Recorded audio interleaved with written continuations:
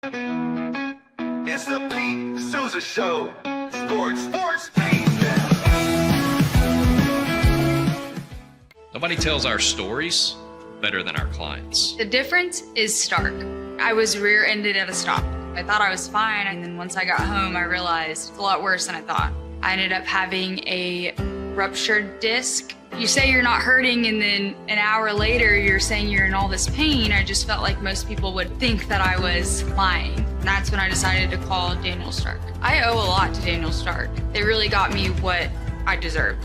The difference is stark.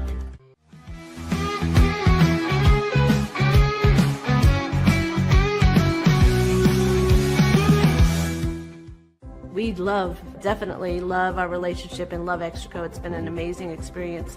They made the PPP process easier. They were reaching out to me saying, what can I do to help you? That made a huge difference because my stress level, when we shut down, to afterwards was night and day. Our experience with Extraco has been phenomenal since the very beginning, so we love Extraco.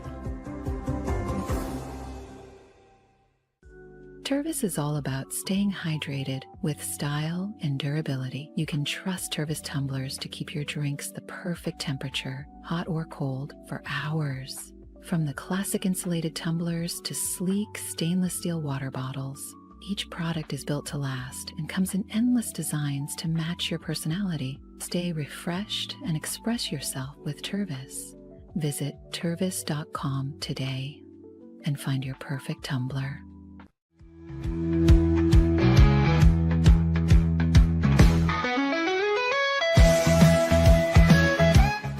Since our founding, we've been revolutionizing hair removal with cutting-edge technology and a commitment to empowerment. The U-Like Air 3, launched in 2023, ushers in a new era of sapphire ice cooling technology, offering nearly painless hair reduction in just 3 weeks.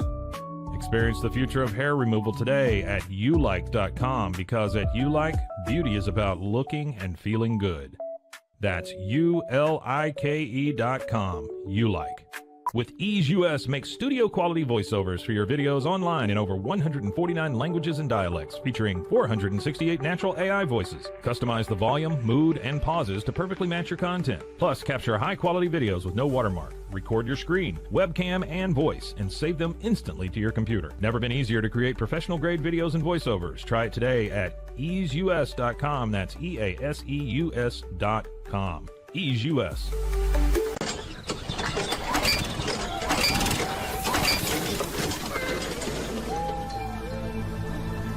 Just use AMP-Pace.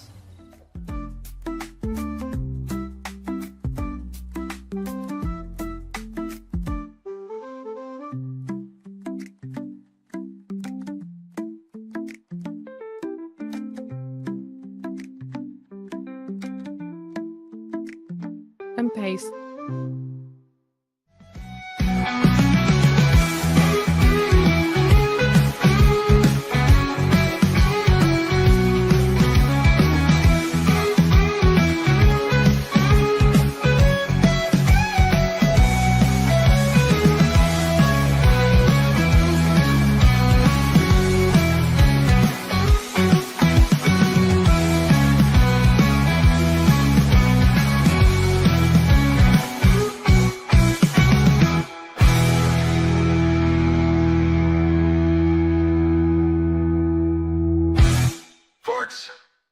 It is the Pete Sousa Show, live from the 21st floor of the Alico building in Waco, Texas. Sirens going by just as our intro was starting there. Hope everybody's okay down in Waco today. My name's Scotty Swingler, filling in for Pete, who's on vacation this week. We hope he's doing well. I did notice Pete put up a little short yesterday to respond to the rumors that Jay Wright is one of the coaching candidates for the New York Knicks. I thought that was pretty funny. Doesn't have time to come on with us, Zach, but has time to put up his own little short. No, that's okay. I told him not to come on with us. He needs to enjoy his vacation. But obviously, Pete, being a born and raised Villanova fan and a Jay Wright admirer, his insight on that was interesting. Hey, here's what we're doing today, man. I know the NBA finals start tonight. I'll give you my prediction at the end of the show, as I promised yesterday. But if I was going to host the show for a couple days, there are 3 sports I follow more closely than any. One is MLS.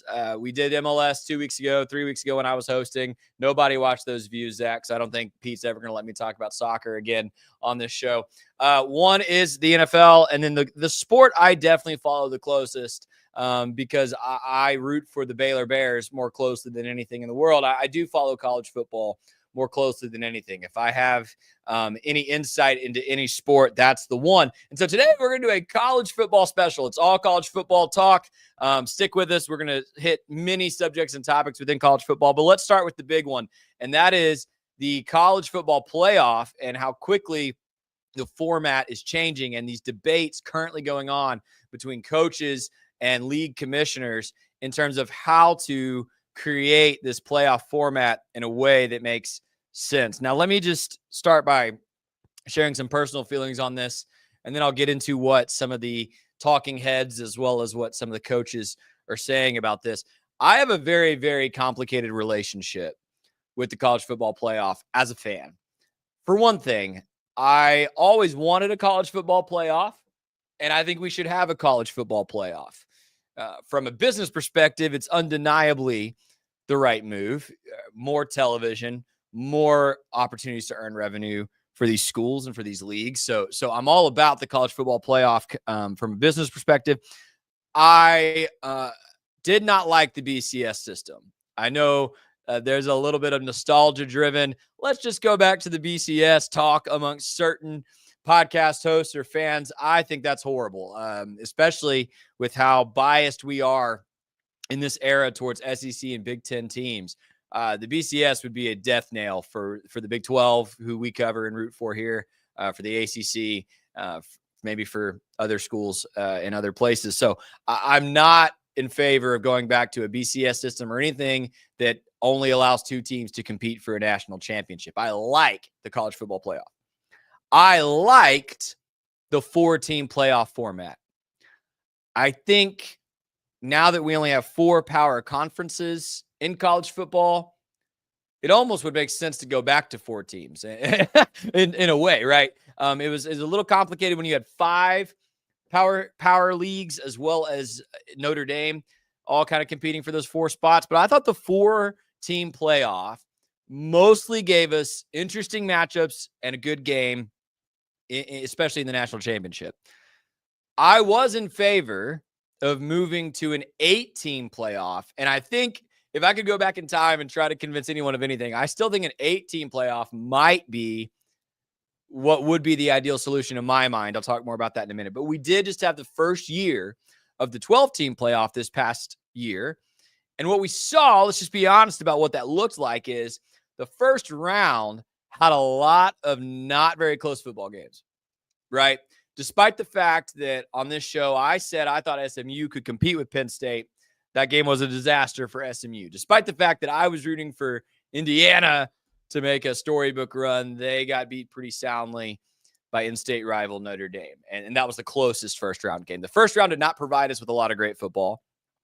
Second round on, we got a lot of good football. We got some really fun matchups second round onward. Arizona State, Texas was notably a phenomenal football game. Maybe the best one of the postseason there in that second round.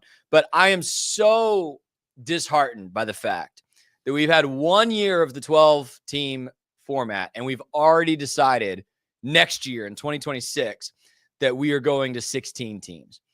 I don't think, here's what it comes down to for me. I don't think when we get to December, there are 16 teams in America with a legitimate claim that they should be number 1. I don't think in any given college football season you could pick, there are 16 teams that could legitimately have an argument to say, no, actually, we are the champion and we deserve to compete for the crown and the trophy of a champion. So, for instance, last year, I think it's a picture-perfect example. Alabama is kind of that first team out of the playoff last year, and there's obviously been a big stink raised by certain individuals about that, about Alabama missing the playoff over Clemson, who won their conference, or over SMU, or over Indiana, right? Bottom line is, Alabama lost to Vanderbilt and a 6-win Oklahoma team. I can believe they were the 13th or 14th best team in the country last season. That ranking's fine, but they didn't deserve to compete for a national championship. And when we go to the 16-team format, ultimately, that's the kind of team that's going to get in, a 3 or 4 loss SEC team that has 2 losses that are inexplicable on their resume. Ole Miss would have gotten in a 16-team format last season. They had 2 losses that were inexplicable. And so I really struggle as a fan to embrace a 16-team format altogether. I wish we'd leave it at 12.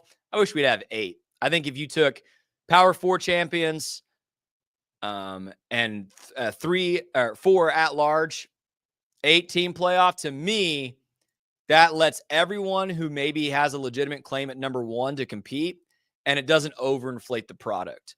But with this 16-team format, we're getting it, whether I like it or not.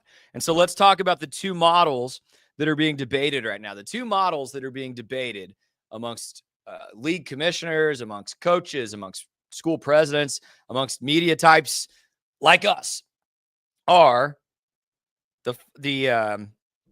sorry, I just lost my place on my phone. The 4-4-2-2-1-3 model, which I'll explain in a second, or the 5+11 model. So to put it simply, the 5+11 model would be the same as the 12-team model currently, with more at-large bids. So your 4 power conference champions and your highest rated group of 5 power, or your group of 5. Sorry, I'm mixing my words up. Let's start over. 5+11 model would be your 4 power champions get an automatic bid, and your highest ranked champion from a group of 5 conference would get in.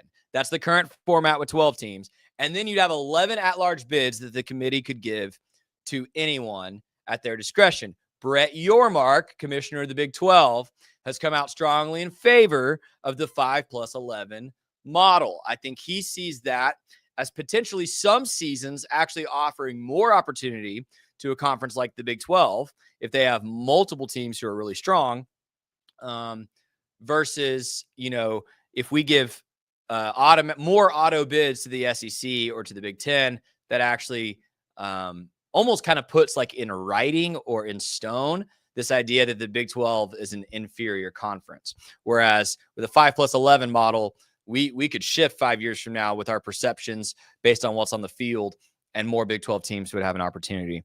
The 4-4-2-2-1-3 model is something that a lot of Big 10 and SEC commissioners, coaches are advocating for. This is how that would work. In that model, 4 SEC teams get auto bids. 4 Big 10 schools get auto bids. You'd get 2 auto bids for the Big 12 and for the ACC. The 1, this is so bizarre to me, by the way. The 1 is reserved for Notre Dame, depending on where they are ranked at the end of the season. That's weird to me, to just have 1 that we're just going to set aside for Notre Dame just in case. And then the 3 would be at-large bids. I'm sorry. The 1 would be the highest ranked. I'm kind of confused by this article, Zach. I'm trying to be a professional here, but I'm struggling. I think I said that wrong. I think the 1 would be the highest ranked group of 5 champion still. Yeah. That's what it says. And then Notre Dame would automatically get 1 of the at-large bids depending on their ranking. And then you'd have 2 at-large bids or 3 if it's not Notre Dame. So it's very complicated. But what it actually sets up as a precedent, if you go with that model, is that the SEC and the Big 10 will always get 4 teams, and the Big 12 and the ACC will always get 2 teams. And you're essentially codifying this bias, or this idea that the SEC and the Big 10 will always have better football. And I can see why Big 12 fans would not like that.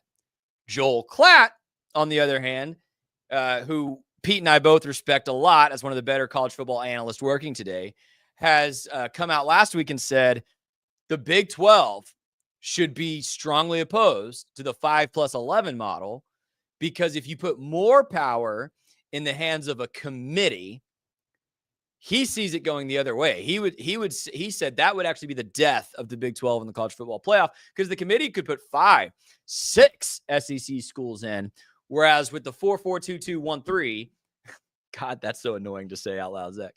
The Big 12 is guaranteed your 2 spots, right? Again, I do not like this because I think if you lose your conference championship, I don't want to see you in the college football playoff.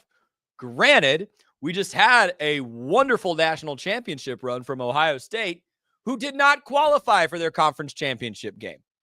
So it's kind of a crazy state of affairs. But here's the last thing I want to say about it from an outside perspective, and I'll bring Zach into dialogue about it a little bit before we take a break. Texas Tech's Joey McGuire came out yesterday and made a strong statement against conference bias. And he said, essentially, we have to stop pretending like we know for sure that the SEC and the Big Ten are better, or this school or that school plays better football. We should settle this on the field, he says.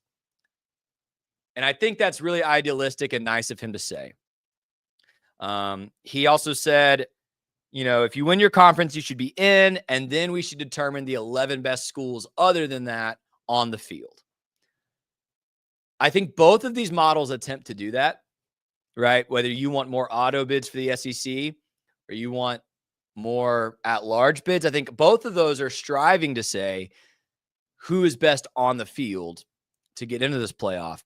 One has more subjectivity to it. One has more objectivity to it. But again, it kind of codifies this SEC superiority thing and doesn't quite get to maybe what Joey McGuire would want. Here's what I would say to Joey McGuire and to Big 12 fans. If we're going to settle this on the field, and we're going to talk about this in segment 2, Big 12 has to play non-conference games against the SEC and the Big 10. You have to play non-conference games. You have to win them, right? You just have to. Couple schools have a good opportunity to do that this fall, by the way. And you have to start winning these playoff games. The Big 12, regardless of model, is never going to have more schools in the playoff if they lose to the SEC every time they're in the playoff. Now, Arizona State had a great showing against Texas. They did not win that football game, but they were one play away at multiple given points from winning that football game against Texas. Big 12's got to win a playoff game this year. You have to. And it could be that maybe the vote is we go to this 4-4-2-2-1-3 model, but the Big 12 in any given year could still get 3 or 4 teams in if they start competing and showing out against the SEC in the playoff. If they start winning more of these non-conference games against big teams. If they have an Arizona State or an Iowa State or a Baylor get to a national championship game, right? Then I think we can start having more conversations about conferences proving it on the field. It's really difficult right now, though, when the Big 12 has not had a team able to quite break through that glass ceiling in a long time. Zach, I just rambled on way too long because I care about this. It matters to me. I get mad about conference biases. I don't like 16 teams competing for a national championship. Quickly, because we got a lot to get to today. Your thoughts on any of that? No, I am, kind of in agreement with you. I don't like the bias in a way of where it just feels like, automatically like and I know that sometimes that's how you're going to get, obviously, everybody on board is the SEC wants as many spots as they can have. The Big Ten wants as many spots as they can have. But I like opening it up to the 16 best teams more so than just what conference you play for. But so you would prefer the 5-11 model? I think I would prefer the 5-11 model. So you trust a committee to maybe be more fair about their conference bias rather than codifying the conference bias. So I'm one of those guys. You talked about the BCS at the very beginning of all this, and I'm not a full on let's bring the BCS back. Let's go back to 2 teams. I'm not. My thing is I think that you can mix both systems together to find something that works really well. And what I'm saying is obviously you have the conference champs or the 5 teams there that you don't have to worry about.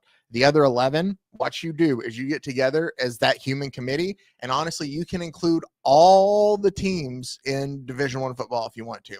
And y'all figure out this is the rubric that we all agree upon that we are ranking, people's performances at. And then we're developed enough with programming to where you can build a program to rank that out for you. Yeah. Now, and will there be strength of schedule, strength of record? We want it to, rank this higher than this. We want it to, maybe it goes in and even, it'd be tough to do it, assigns like, point values to teams. It's like, there's all things you could do, but you could create a system. We have enough AI and models and stuff. We can do Exactly. anything. Yeah. So, and there could have hiccups, but You will. you will. But what I see happening more then is that it gives you more of what you're wanting, but that's not more of what you want, because at the end of the day, the SEC wants the most teams they can have in the playoffs. The Big Ten wants the most teams they have in the playoffs, not the most fairest amount of teams. So it doesn't matter there. We're never going to go back to a situation like that. Yeah. Yeah. I almost wish in Scotty's dream world, I wish some of these spots, I wish we had one more that was guaranteed to a small school. Yeah. Like I almost wish we had two, like Boise State and maybe last season Army. But see, like, I think that's what the 11 would do, because it depends. I feel like the rubrics, it seems like it changes every year too. Yeah. But it changes depending on the team that it affects. It feels like most of the time. or who's on the committee. That too. Yeah. And so like, that's the thing, is like, you take the human element out of, you're going to have that regardless of it's a human element. Like, even if somebody goes in, if I go in there and I'm like, I have no bias whatsoever, and I have no affiliation with any team, but I've watched a lot of Big 12 football. Naturally, just over time, I feel like I would just kind of lean more towards that way, even without knowing. Like, I think there's things that the human element adds to it. Not that it's like we haven't had like, oh, I can't believe so-and-so's left out of the playoff. We haven't had anything like that yet. Yeah. But I just think that there's a better way to do it, to where you can have it match what you're looking for and take out the, oh, well, that team should be in. Well, that team should be in. I guess ultimately it doesn't matter, because with 16 teams, they should beat each other and win out, I guess, in the end. But again, I don't like having 16 teams in this thing. If you can't prove that you're in the top 16 definitively, why should you have the opportunity to prove you're a national champion? So, and I felt that way about Alabama last year. Like, you couldn't even definitively prove you're top 12. I don't need you to say you should have the right to compete for a championship. So ultimately, that's how I feel about it either way. I think I'm with you. I think a 5+11, like, we trust, and people want to draw this parallel and say we shouldn't. I think we should. We trust a committee every year to do March Madness. That's a way harder job, by the way. You're looking at 4 times as many schools. You're looking at tons of parity between conferences and leagues and who's this and who's that. You're valuing so many things, and you've got to pick 68 teams that get to compete for this thing. And I think I'm still a little salty and went to 68, but yeah. And most years there's 2 or 3 schools that are like, man, we really thought we earned it. That sucks. But most years we look at that committee and say, yeah, they did a pretty good job. Well, they do a pretty good job. I would argue one more thing though, too. And I've been hoping so much that college football never gets to that point of where it feels like the college basketball tournament. 64 to me felt like it was perfect where it was at, and I can deal with 68. And I think I've even heard talks them wanting to expand more, but you don't, because that argument there of like, oh, Mount St. Mary's didn't get in. You can have those arguments, but those are, and I'm not trying to diss Mount St. Mary's, those aren't the teams that's going to win that national championship, though. Those are teams that are fighting just to like be in there, and for them, making an appearance is big. Like, I get why you like argue, but it feels like this is different for the college football playoff. Yeah. The teams that are up there aren't like, oh, we want those big ESPN games. Like, for the most part, unless you're somebody like a Boise, you're probably nationally televised all the time. So it's a different kind of thing, I would think. And it's bear the truth, ask the question. And I think we can kind of talk about it here and attest to it just real quick of why that these conferences want more spots. Is it more money? And I think that's what it is. Money's a huge part of it. And it's also then just exposure. They want, when you think of college football, you think of the SEC. They've been trying to do that forever. The more 5 teams, but I think it's also, go ahead. I cut you off. I just with both the Big Ten and the SEC, they are trying to permanently and forever for the next 100 years solidify themselves as superior. If you have 4 guaranteed teams versus a Big 12 with 2, you can recruit better kids out there.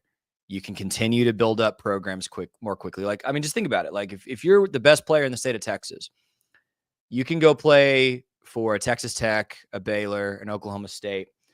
Man, we get 2 teams in the playoff. You got a good shot to play in the playoff. Mm-hmm. You can go play for Bama, A&M, LSU, Tennessee, and Texas, whoever. And, if we're in the top 4 in our league, we get to play for a national championship.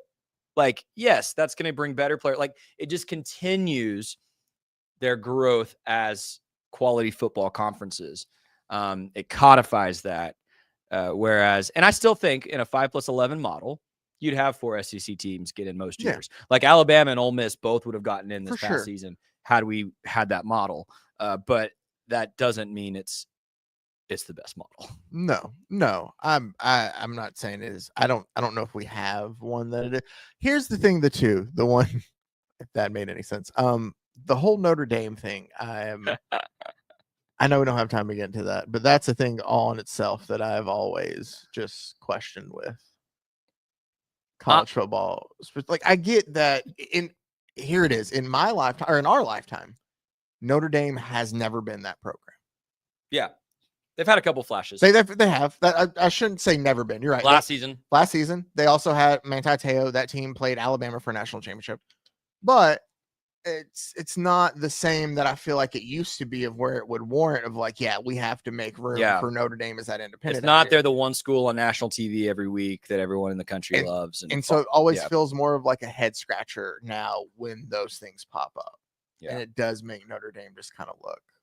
Yeah. I mean, I think from what I've read is them doing this too. It also gives them less of a reason to like join a conference then too, if they're still going to get the. Yeah. If it's like, if your ranking's good enough, you're automatically in. Why would they? Yeah, exactly. All right. We talked a long time on that. That's okay. But we got a lot to get to today. Still more to come. We're going to talk Big 12 storylines. We're going to talk College Football 26, the EA Sports video game. I can't wait for it to come out next month. We'll talk Sawyer Robertson. Don't go anywhere. This is the Pete Sousa Show.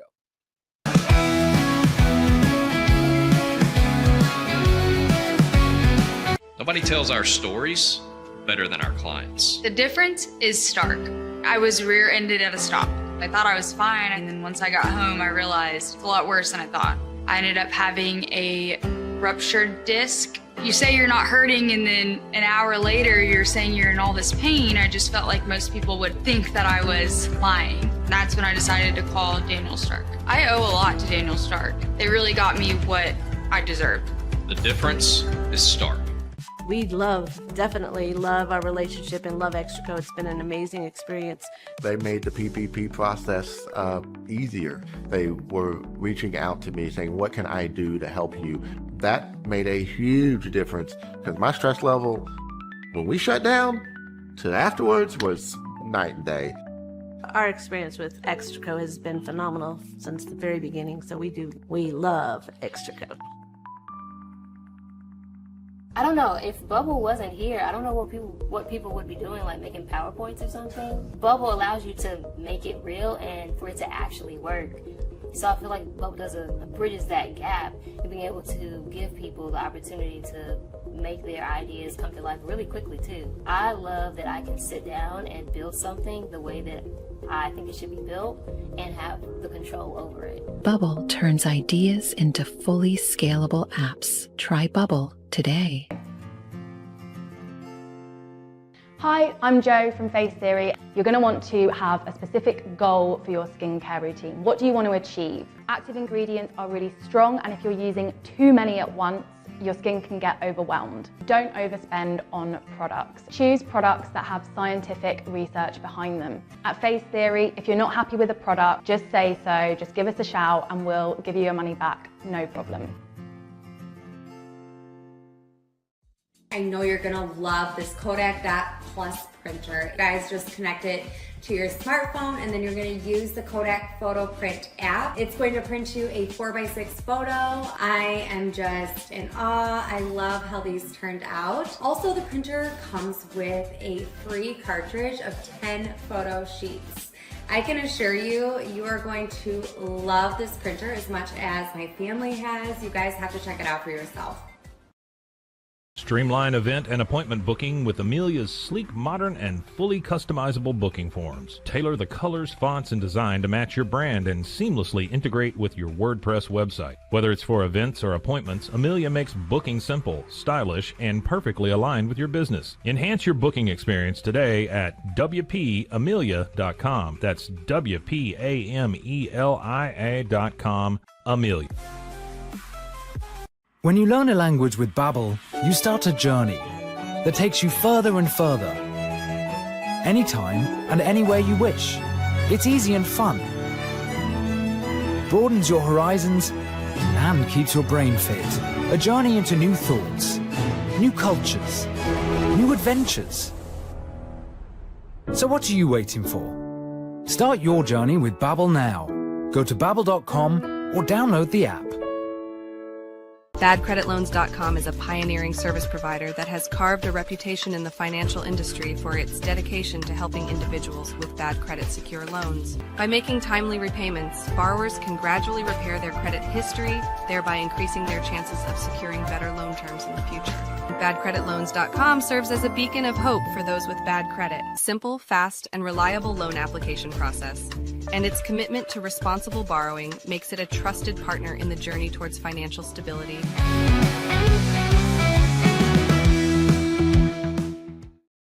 Welcome back. Pete Sousa Show, live from the Alico building in Waco on a Thursday. We're talking college football today. And of course, Pete covers the Big 12 for ESPN. I cover the Baylor Bears for Rogue Sports. So we're going to talk Big 12 storylines. These are, in my opinion, the top 5 storylines in Big 12 football for 2025. If you've got some others that I don't say, I would love for you to comment below. What are some of your top storylines going into Big 12 play this fall? Here are mine. Number 5. We'll start with this. There are some non-conference fireworks, some great matchups happening early on in the season for these Big 12 teams. I said just a second ago, if the Big 12 is going to earn more spots in the college football playoff and earn more prestige as a league, increase that reputation across America that, yes, this is a conference that has football every bit as good as the Big 10 or the SEC, they have to start winning some of these games against big name programs. Here are some that I pulled up that are really interesting to me. Baylor has 2, and I don't just start there because we're in Waco. I start there because Baylor has 2. Auburn, August 29th, coming to Waco. That is a huge matchup between 2 teams that were near approaching the top of the conference, but somewhere in the middle of the conference last season. Baylor-Auburn is a huge matchup, not to mention transfer quarterback from Oklahoma. Why am I forgetting his name all of a sudden as soon as I started doing this segment? That's a fascinating matchup, Baylor. And then Baylor plays SMU week 2. SMU, of course, a playoff team last season, returning their starting quarterback, Kevin Jennings. BYU also taking on SMU in non-conference play. So 2 Big 12 teams near the top of the conference have an opportunity to go up against a playoff team from last year. And we'll see how both Baylor and BYU respond. West Virginia, a lot of question marks at West Virginia. New coach, new team in a large way. They are taking on Penn State. Now, that's a playoff team that made the national championship semifinal. West Virginia, Penn State is an intriguing matchup. UCF plays Florida. Houston plays Oklahoma. The Houston fans are hoping that they take a big step this year. Meanwhile, Florida, an underwhelming team the last few seasons, but DJ Lagway, one of the best quarterbacks in college football, that's intriguing. Oklahoma State coming off a 3-9 season, taking on Arkansas.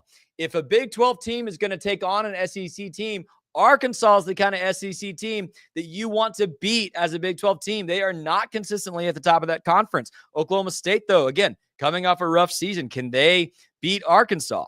Iowa State, of course, playing Iowa in a rivalry non-conference. Colorado, once again, taking on Matt Rule's Nebraska in a non-conference matchup. Colorado, a lot of question marks around them this season. Arizona State taking on Mississippi State. That's a game they have to win. Mississippi State's at the bottom of the SEC right now. Arizona State, obviously, defending Big 12 champs. Arizona State has to win that game. Kansas taking on Illinois this season. Illinois was surprisingly good last season towards the top of the Big Ten. Can Kansas beat Illinois? And then Texas Tech travels to Washington State in a Mike Leach memoriam game there. Texas Tech going to Washington State. That's a game I think they have to win. You have to win those games to earn respect as a conference. So those are just some of the interesting non-conference matchups. You've got to win the ones that you're favored in. So like Iowa State, you've got to beat Iowa. Colorado, I think you've got to beat Nebraska. Baylor, you've got to beat Auburn. Other than that, if West Virginia can swipe a game at Penn State, or that's at West Virginia. So if they can beat Penn State at home, if Oklahoma State can beat Arkansas, Kansas beating Illinois, UCF beating Florida, those are the kind of things you have to do to increase the prestige of this conference. That's the 5th biggest storyline to me going into 2025. Number 4, the 3 most notable coaches in the Big 12, in my opinion, all have question marks. We are going to find out the state of the program in Boulder, in Stillwater, and I just forgot where Utah is located. No, Provo's BYU. I'm glad Zach forgot too. All of our BYU subscribers will think that's hilarious, and anyone who roots for Utah is going to be so mad at me right now for my unprofessionalism here. It just totally, it was right here, and then it went. It's close to Salt Lake if it's not in Salt Lake. Okay, listen. But point being, Deion Sanders, Kyle Whittingham, and Mike Gundy. Yeah, they're in Salt Lake. Salt Lake, great. Sorry about that, Utah fans. You're still new to the conference in my mind. Deion Sanders, Kyle Whittingham, and Mike Gundy. Whittingham and Gundy, I would say going into last season, probably coaches 1 and 2 in the conference if most people were ranking how good are your coaches. Deion Sanders, of course, has resurrected that Colorado team, regardless of what you think of him or how he does it. The record and the Heisman and the revenue speaks for itself. What he's done for that program has been unbelievable. And we are going to find out a lot about all 3 of these programs this season. Can Colorado sustain and continue to elevate after a pretty good season last year? I think a pretty disappointing end of the season, though. No Big 12 championship game, getting blown out by BYU in the Alamo Bowl. Can they continue that trajectory without Shadir Sanders, without Travis Hunter? Is Deion Sanders the kind of coach who can keep a team at the top of a conference season after season? And then for Oklahoma State and Utah, both. I think in my preseason predictions last year, I had Oklahoma State in the conference championship game. LOL. And most people had Utah winning the conference. Most media folks, right? Both those teams, horribly disappointing seasons last year. If they both fail to make a bowl game again, I think Gundy, Whittingham, there's questions about their job. There's questions about do either one of those guys decide it's time to hang it up and retire? We could see some really interesting exits there. I'm thinking of Gary Patterson just a half decade ago at TCU, right? Legendary coach, elevated that program to crazy heights, and then a few rough seasons, and he had to leave. We are going to find out a lot about those 3 programs. I think those are the 3 programs that have to answer a lot of questions. The third storyline going into Big 12 play in 2025 is this. There are 6 teams, in my opinion, competing to win this conference that have the best chance, a legitimate chance. I would almost put all of them at equal odds. I know that's not what Vegas says, but to me, there are 6 teams that are equally capable of winning the Big 12 this year. You can see some of their stars there in the graphic, but that's Baylor, it's Arizona State, BYU, Texas Tech, Iowa State, and Kansas State. Depending on who you talk to on the given day, any of those schools has a legitimate claim at being the favorite to win the Big 12. It is so, this is what to me makes the Big 12 more fun to watch if you're a casual fan than maybe even the Big 10 and the SEC. It is pure chaos. Arizona State picked last in the conference last year, won the conference. Utah picked first, finished at the bottom.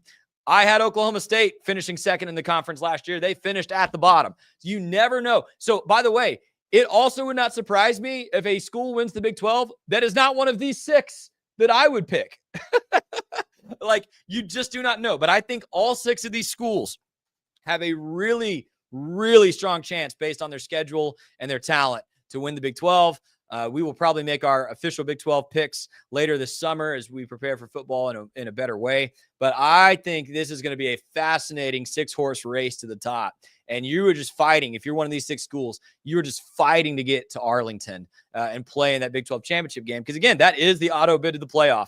And the Big 12, still with the 12-team format this one more season, is only guaranteed one team. We saw that last year, right? Iowa State lost that game in a bad way to Arizona State. No shot at a at-large playoff bid. So all these schools competing for that Arlington opportunity to go to the playoff. I think it's going to be a fascinating race to watch. A lot of drama between those 6. That being said, is there room for 2 at the table in the college football playoff for the Big 12? I think that's the second most interesting storyline to me going into 2025. I think conventional wisdom says no. There is not room for 2. You can hit that graphic, Zach. There's not room for 2 at the top for the Big 12. I don't think there's much of a shot that two Big 12 teams get in, but it is not inconceivable to think, because all these schools don't play each other, that maybe, I know Arizona State and Baylor play each other, so that wouldn't be a good example. But let's say, dream scenario for Scotty, Baylor goes undefeated through conference, makes the championship game. BYU, for whatever reason, loses a game or two in conference, makes the championship game. And then BYU beats Baylor to win the conference championship. But then you've got a one-loss Big 12 team, or let's say two-loss. Maybe we lost to SMU as well. But you've got a one or two-loss Big 12 team that went undefeated in conference play, lost in the championship game, and makes the playoff as an at-large. This is not inconceivable. TCU just did this in the 4-team playoff a few seasons ago. Undefeated through conference play, lost to Kansas State in the conference championship game. TCU made the national championship game in a season they did not win the Big 12 in a 4-team playoff format. So I don't think it's crazy to think that if one of these teams just absolutely runs the table and then loses in Arlington, I think you could have two Big 12 teams sneak into that playoff. I don't think it's likely. I don't think there's any of these teams that are going to be favored to go undefeated or to lose one game. I think the Big 12 beats up on itself quite a bit. But we will see. Could the Big 12 get two teams in? The ACC did it in a similar scenario last season. Remember, SMU lost to Clemson in the conference championship game. Clemson had no business being in that playoff. They won their conference championship game. Both teams got in. Let's see what happens with the Big 12. And then the number one story going into 2025 for the Big 12, and we've talked about this last month. I think this is the deepest quarterback conference in America. Almost every one of these Big 12 schools has a starting quarterback they feel really good about.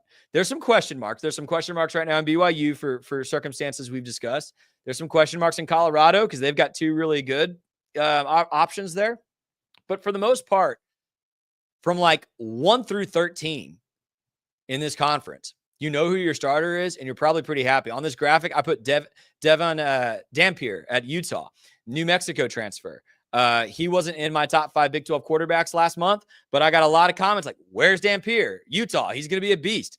Yeah, he is. Like, there are so many good quarterbacks in this conference. It's an embarrassment of riches. I think quarterback 6, 7 in the Big 12 this year is going to be better than quarterback 6, 7 in the Big 10, in the SEC. I think you've got 5 or 6 NFL starters or borderline NFL starters in this conference right now.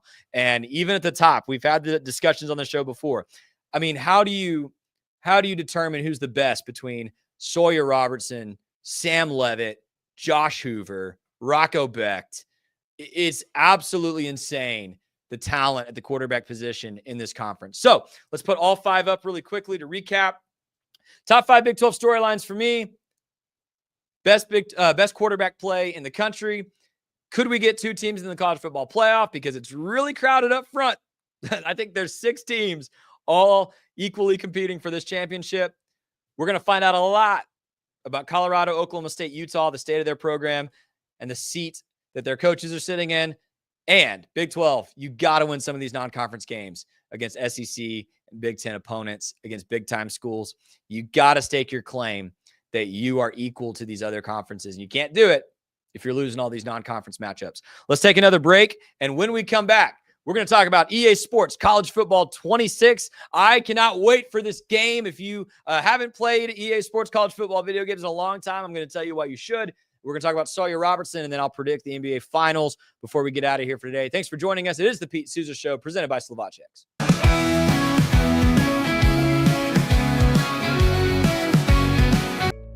Did you know nearly all stock price changes of 10% or more result from a single news headline? These news catalysts create trading opportunities every day. All you need is a little help to reach out and take them. It doesn't matter if your investment budget is small or big. All you need is Benzinga Pro and its powerful news alerts, price tracking, and portfolio monitoring. Subscribe now, and we'll skyrocket your portfolio today. BosleyMD.com. I've always had thin hair my whole life. It breaks off at a certain length. In the last 6 months, I've noticed it just really bad. I mean, you could totally see it. I wear a hat a lot. I tried several different products. My experience with the Bosley MD hair regrowth kit was amazing. It was easy to use. It let me take off my hat. I could go in public and have my picture taken and feel normal again. BosleyMD.com. Golf Partner, the world's largest golf store network, offers more purchasing opportunities than anywhere else. With a dominant market share and a wider selection of quality secondhand golf clubs than our competitors, we make it easy for you to enjoy the game with affordable, top-quality equipment. Join us at golfpartnerusa.com and discover why we're the trusted choice for golf lovers worldwide. That's GOLFPARTNERUSA.com. Golf Partner. Since 2003, Bluehost has been empowering people to harness their brands online with innovative web hosting solutions. Trusted by over 2 million users, we're the longest-running WordPress.org recommended host. With Bluehost, you get a safer, better web experience, supported by the world's most popular site builder, and backed by our commitment to open source projects. Visit Bluehost.com today and take your website to the next level. Experience the future of secure private cloud storage with Internex. Protect your files with end-to-end encryption, ensuring your data stays private and accessible only to you. Enjoy seamless, fast storage without compromising security. Visit Internex.com today and take control of your digital life. That's INTERNXT.com today. Apollo Neuro is a new kind of wearable that helps your body recover from stress. It's like a wearable hug for your nervous system that helps you calm down and feel better. The Apollo wearable will send gentle vibrations to your body, like a song you can feel instead of hear. You feel better, you sleep better, and you can get back to being yourself. Learn more at apolloneuro.com. Protect your online privacy with NordVPN. Browse securely, access content from anywhere, and keep your data safe with military-grade encryption. Whether at home or on the go, NordVPN ensures your digital freedom. Stay secure. Download NordVPN today at nordvpn.com. That's NORDVPN.com. Elevate your experience with Grenco Science, the leaders in cutting-edge vaporizers. Whether you're at home or on the go, our sleek, powerful devices deliver smooth, consistent hits every time. Quality you can trust, innovation you can feel. Grenco Science. Take your vapor game to the next level. Visit us at GrencoScience.com.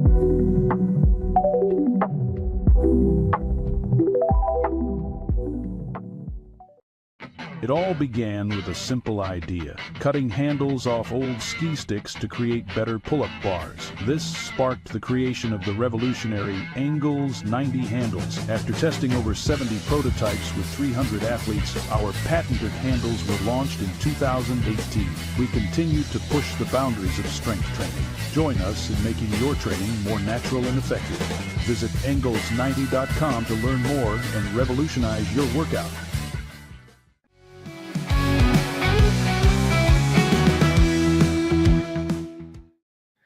I didn't. I know we're back. I'll just tell you what to do anyway, and then we'll. Sorry, helping Zach with something real quick. We've had some strange computer issues, StreamYard issues this week. Just one of those things when you're doing this. Yeah, if you look image and search screen, because it is a screenshot, and then if you scroll, it should be the first like black image you see pop up. I bet. Okay. I know you will. Thanks for bearing with us. This is the Pete Sousa Show. We are brought to you by Socorro Family Ford, Extra Code Banks, Daniel Stark Injury Attorneys, and of course, our friends at Slovacek and West. I wanted to talk today really quickly about college. There it is. I wanted to talk really quickly about College Football 26. I am so excited for this game to come out. We are 1 month out just about. It's July 10th. This game officially drops. You can get it 3 days early if you pay a little extra. I'm honestly mulling over if I'm going to pay the $20 extra to get it 3 days early so I can get a leg up on some buddies. Maybe not a wise expenditure, but I love this game. So let me wax poetic real quick, tell you a few things about the game, and then we'll move on. I think this is the best sports video game franchise maybe ever. growing up, and then especially in my college years. I was in college from 2011 through 2015. This was the game, NCAA football, that my friends and I rallied around and loved more than anything. It was way better gameplay than Madden. So much fun to play college football, choose your schools. This is part of what makes college football so magical, is all the pageantry and tradition and passion behind the schools. And they brought this game back last year, right? Famously, I think that launch was one of the best, most hyped video game launches I've seen in a really long time, College Football 25. And if you haven't played the new game, I was describing this to a buddy yesterday. College Football 25, it does not feel like Madden, thank God, because Madden has not been good for a long time. It really feels like its own thing. I thought the run game in College Football 25 was unbelievable. I've never played a football game where running the football felt so, I would say, true to what I watch, in terms of you have to hit the hole. You have to wait. You have to find the time to use your burst and not just like sprint somewhere. It was such good mechanics. They really, really went hard at all the stadiums. Traditions are represented well. They look good. They feel good. It feels like college football. It's a really, really special game. I wanted to read you a few things they've announced about College Football 26. It comes out next month. They are adding coaches to the game. So if you played 25, they didn't have any of the real life coaches. It's like they spent so much time. You got all the real players thanks to NIL, but they forgot to include the coaches, or didn't have time to program in the coaches. Zach Burke wants to come. I was just going to add, seeing a virtual Ryan Day in the trailer was kind of interesting at first. It's so funny. Well, that's the big thing they're adding this year, Zach. You can, I did see Baylor announced all three, Dave Aranda, Jake Spavital, and my brain is not working. It's this Mountain Dew. I don't drink sodas ever anymore. One of the best recruiters on our staff, the DC, that's not actually the DC, because Dave Aranda calls plays. Golly, Brian and Scotty B are going to make so much fun of me for getting coach's name there. No, Scotty B's just chilling.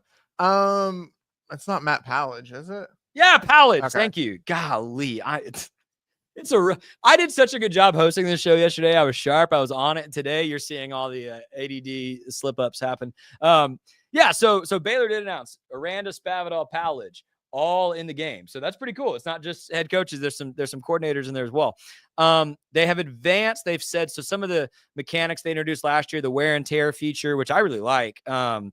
And then just the football gameplay all improve. Of course, they're going to say that, but based on the few reviews I've read or watched on YouTube, it seems most people think it is a step up in gameplay, which is exciting. They are really changing the home field advantage mechanics. They're calling it a 2.0. It's supposedly going to be even more intense, like the home stadium advantage, the crowd, the camera shake, the receivers' routes getting blurry if you try to check them, like all those things. That is apparently going to take another step up, which I think is really fun. People that just want to play a football game may find that annoying. I think that is part of what makes college football electric, and I think that's a cool mechanic to improve upon.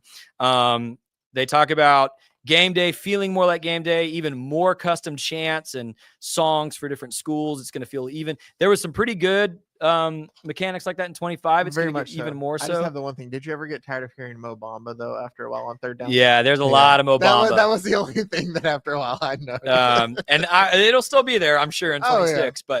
But now here's why I'm excited. The main reason I'm excited. So the two game modes that are most popular, and your mileage may vary on how you like to play this video game. Road to Glory is one of the most popular game modes in this game. That's where you create a player and you try to advance through college in your career and get drafted. You play that one position, that one player in every game. It's pretty fun. Last year, they did not have the high school experience like the old NCAA games. Dude, they are adding that this year, but I did read it's only you get to play 5 high school games and you only get to play certain drives. What? So it's still not what I think people want. Do you remember like back in the 3-6, you would play the whole season and Yes. into the playoffs? Yes. Yeah. You'd play a whole high school season to get recruited, which I liked. And maybe they're working up to that in 27, but in 26, at least you get some of that high school playback. The game mode that has kept me playing this game for hundreds of hours in every iteration and every year is Dynasty. That is where you take over a college program and you handle everything from recruiting to scheduling to in the new games. Do you want to switch conferences? You can go to a different conference to, of course, playing the games. I love Dynasty mode in NCAA, the old games, and in College Football 25. The recruiting was next level in College Football 25 in terms of how you pursue recruits, how you scout them, how you persuade them to come to your school. I thought it was done really well, and it's supposedly even more intense this year in College Football 26. They've revamped it. They've also, my biggest complaint, I think, in Dynasty mode this last year was the transfer portal was just a postseason recruiting portal. It felt nothing like a real transfer portal. They said that the transfer portal this year is way more chaotic, way more difficult to manage, and way crazier. And that's good. I think that reflects real college football. They also said recruiting. The other thing, you could not poach recruits last year. Once a kid committed, they were locked in. We all know that's not how it works in real life, right? And so now you can pursue kids that are already committed in the new game and try to steal them from the schools. The other thing they're doing with Dynasty mode, and this is what my buddies and I are doing, Zach, they did not offer this last year, and I was pissed. We have dreamed of doing this since college. They are doing online dynasties cross-platform. Yes. So I have an Xbox. A lot of my buddies have a PlayStation. We are all going to get to play on the same online dynasty, which means if you're unfamiliar with how that works, we're each going to get a school and we're going to recruit against each other and play against each other and see really who can build the best program while my buddies are also trying to build their programs against one another. And I literally I'm going to waste so much of my life doing that. I'm so excited. I have been nominated to commission our online dynasty. So I am setting up the rules and the framing right now. Hey, do this for me if you're watching this on a replay. If you'd be interested in hearing how me and my buddies are setting up our online dynasty, comment dynasty below.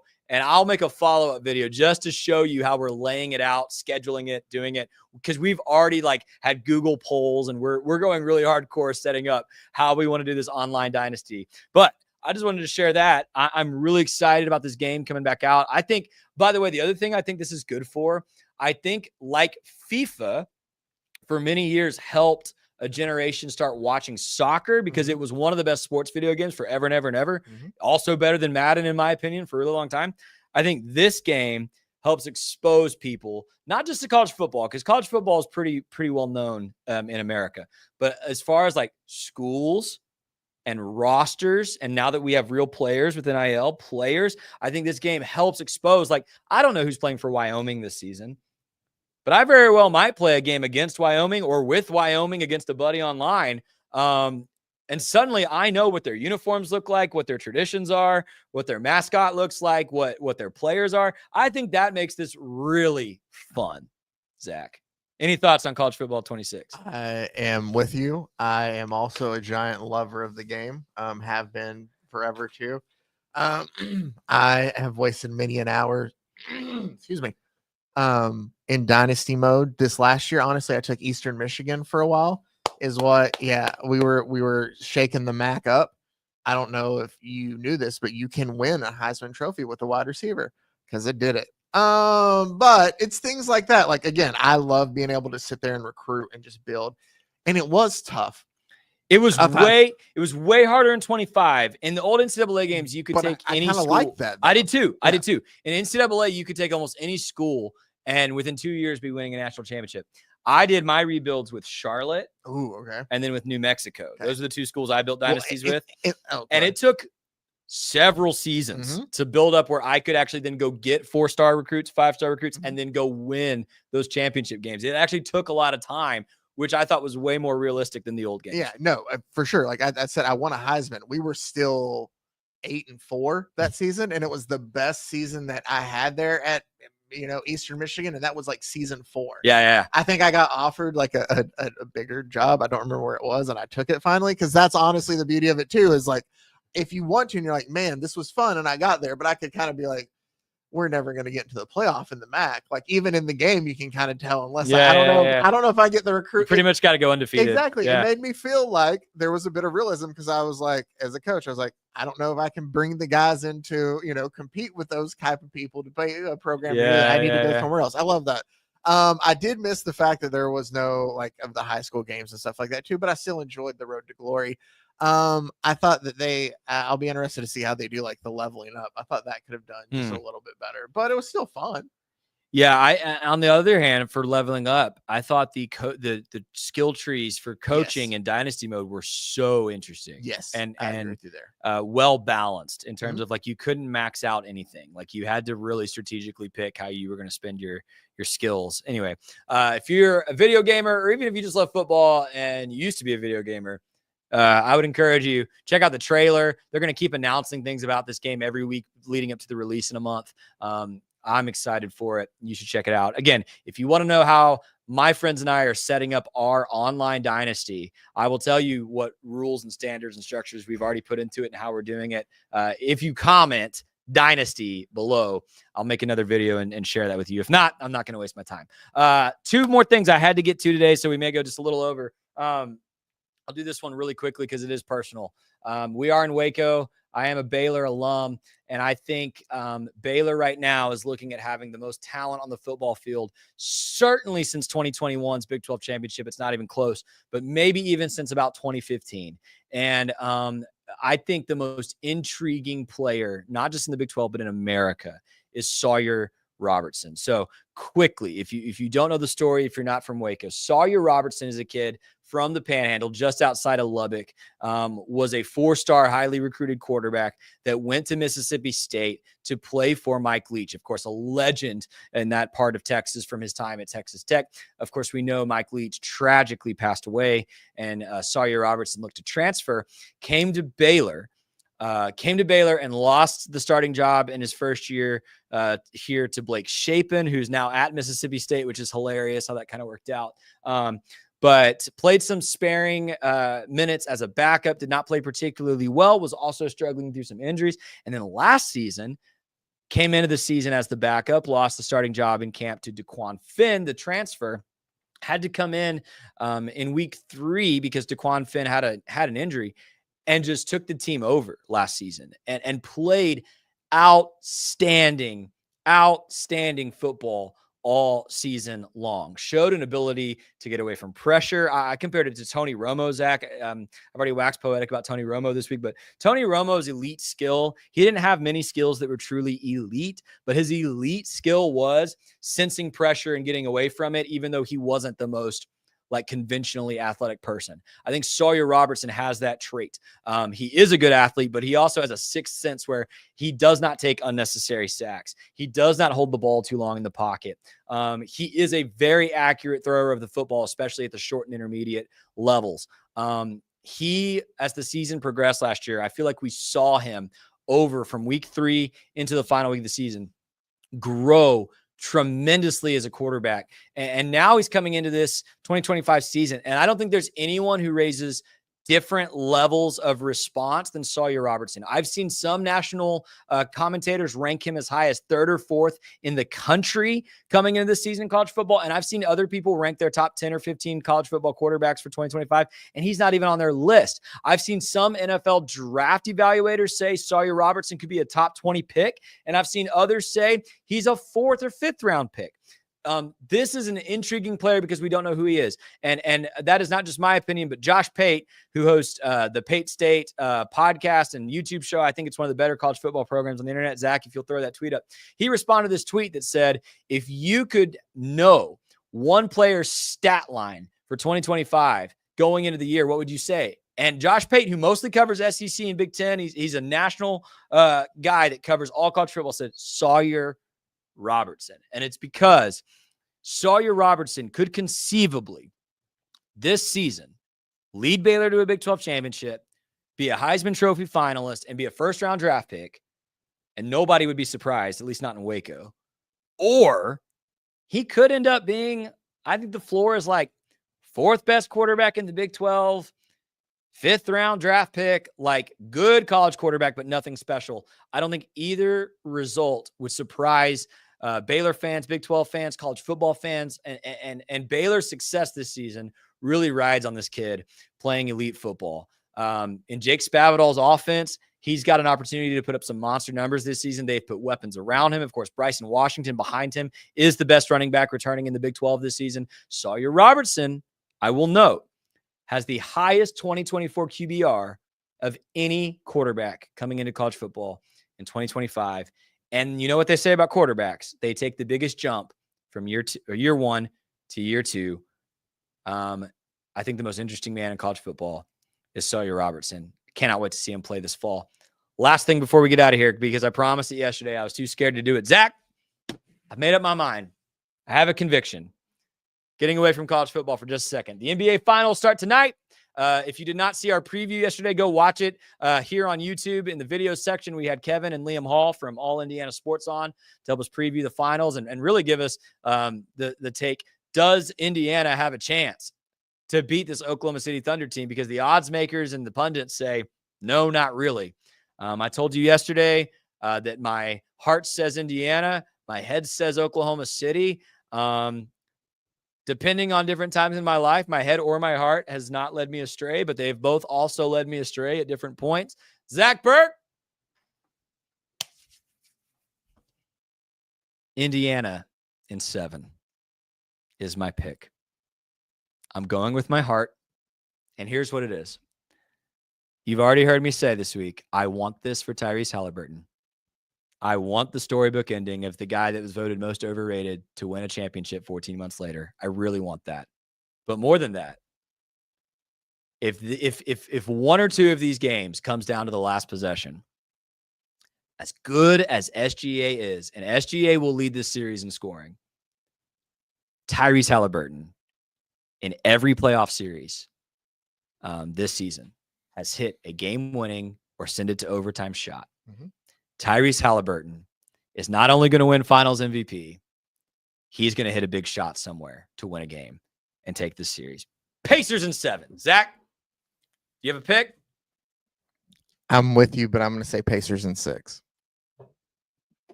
Whoa! Whoa, we're both picking the dog and you saying 6. Why 6? Just because my whole thing is, and I can't change it now, is I feel that Oklahoma State, while they're very good, just aren't. Oklahoma City. Thank you. We'd been talking Big 12. Yeah. Oklahoma City, while they're very good, for some reason, just the makeup and the build, like when I watch the Pacers play, there's just something about them that I can't quite put into words that I like more. I heard there's something about them. Someone on Get Up this morning, I think it might have been Jay Williams, but I don't remember for sure, said people underestimate just how fast the Pacers play. And as good as Oklahoma City is, and they're very good, the Pacers might win a game or two just because they're too fast. They are. The thing too is I have yet to, and this will go into, well, I'll say 6. This will go into kind of what we talked about a little bit in the coaching. I think they have better coaching than Rick Carlisle. Certainly more experience. Exactly. I also think that they are a better team of making you play their game. Yes. And that is something that a lot of teams in the NBA don't do. Some of them do. None of them do as well as the Pacers. Like I saw it for sure in that Knicks series of where, no, you're going to play the type of game we want you to. And they dictate it. Sure, there are games they didn't show up. And there's going to be games that Oklahoma City is going to come out and probably look very dominant. They have too much talent on that team not to. But when it's all said and done and the smoke clears, I think Pacers in 6. Wow. So the Pete Sousa show, minus Pete Sousa, taking the Pacers. I will say this to close us out. If the Pacers are going to win, whether it's in 6 or 7, they need to win tonight. I think this is a really, really pivotal game one, not only for setting the tone, but you're in Oklahoma City. Pacers are going to have to steal a game there if they're going to win the series. I think if the Pacers win tonight, it's looking really good. And if they lose tonight, I would not want to fight uphill in a series against Oklahoma City. Do not want to do it. Man, we've gone over today. Thanks for joining us. A lot of college football talk, little NBA talk there to end. Check out the finals tonight. Check out, last thing I forgot to mention at the top. Big 12 is trying to win over the SEC in the College Softball World Series right now. Texas Tech lost on a really bizarre play last night to Texas in the Softball World Series. Game 2 is tonight. Of course, if Texas wins, They're your champs. In this house, in this studio, we're rooting for Texas Tech to get it back tonight. Maybe check that out. Or NBA basketball, college football coming up this fall. Thanks for joining us today. It is the Pete Sousa Show, brought to you by Slovaceks. We will have some kind of show for you tomorrow. I'll talk to you really quickly, and then we'll play some stuff with Pete. It's been a good week. Thanks for joining us. We'll talk to you tomorrow. This is the Pete Sousa Show. It's the Pete Sousa Show. Sports. We definitely love our relationship and love Extraco. It's been an amazing experience. They made the PPP process easier. They were reaching out to me saying, what can I do to help you? That made a huge difference because my stress level, when we shut down, to afterwards was night and day. Our experience with Extraco has been phenomenal since the very beginning, so we love Extraco. Nobody tells our stories better than our clients. The difference is stark. I was rear-ended at 70 miles an hour. I was injured, had a concussion. The insurance company, they delayed. They were playing games from the initial conversation. They weren't going to help me. The biggest thing I learned through this is that you can't go through this alone. I called Daniel Stark. They were going to help me and everything was going to be all right.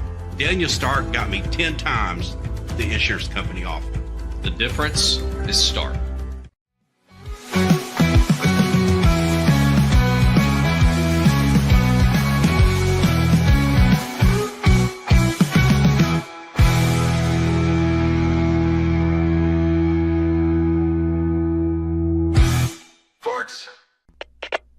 We are Rogue Media Sports.